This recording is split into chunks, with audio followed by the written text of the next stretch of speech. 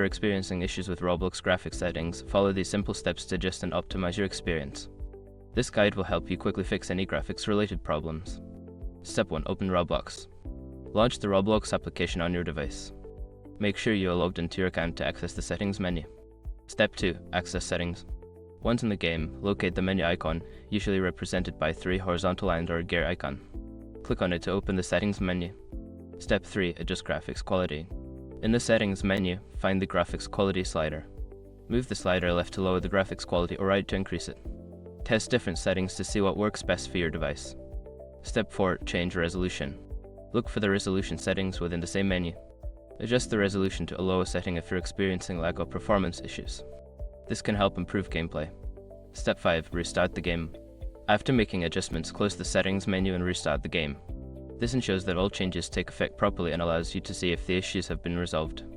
By following these steps, you should be able to fix any graphics settings issues in Roblox quickly. Enjoy your gaming experience.